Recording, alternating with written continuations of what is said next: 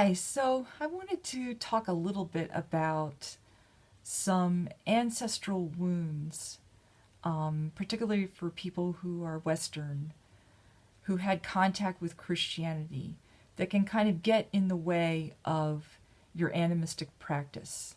And these are wounds that are passed down through the energy, through the energetic lines of the ancestors to the descendants, to us now.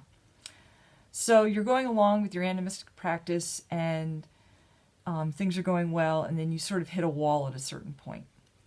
And I'm going to talk about one particular wound that might have happened to people, especially people who had contact with Christianity. Besides the external things that happened, like persecution, where basically people had to go underground with their beliefs, and where maybe like one child in the family would be selected to carry the tradition, and that person would then, as an elder, select another descendant. Besides that kind of external secrecy that happens when you're not permitted to practice your traditions because they're illegal or persecuted, there's also an inner or internal type of shutting down a gift that can happen.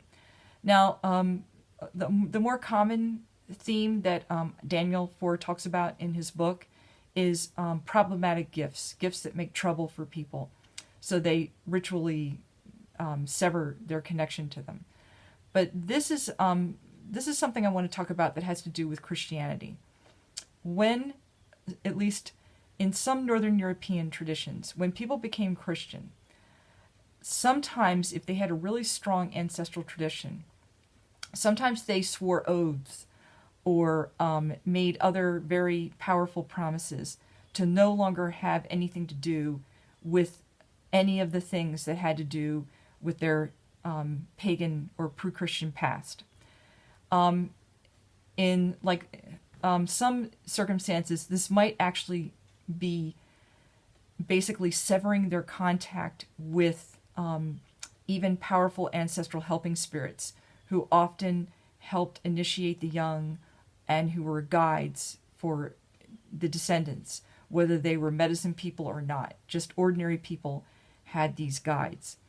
So there's an instance of that, a little story of that in one of the sagas about this man named Halfred, and he basically sees his ancestral helping spirit walking towards him over the water, and she's wearing a chainmail shirt, and he's become a Christian, and he's there with his son, and he basically tells her, "Go away, I don't want anything to do with you anymore." And she asks him, will you, have something to do with me? And he says no, but his son says, "Yes, I will." So basically you could see where right there, there's a little bit of an idea of where in some of these traditions, the newly made Christians did not feel comfortable connecting with their ancestral helping spirits in the way that they had in the past. Now, I don't know if this story from the sagas is the way it happened to people in Northern Europe.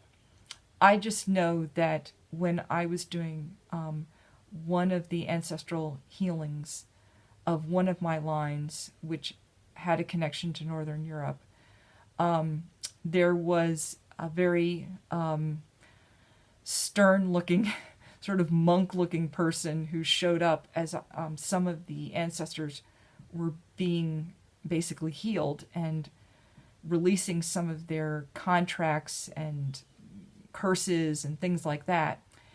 And the sense I got from this being is that my family, at least part of my family, had made some very strong promises, like oaths, not only for themselves but for their descendants, that they would stay faithful to a path of Christianity that did not include the type of ancestral healing work and the type of ancestral connection that I was currently engaged in. So that is something that the ancestors, the powerful pre-Christian ancestors, were helping to heal release, and remove.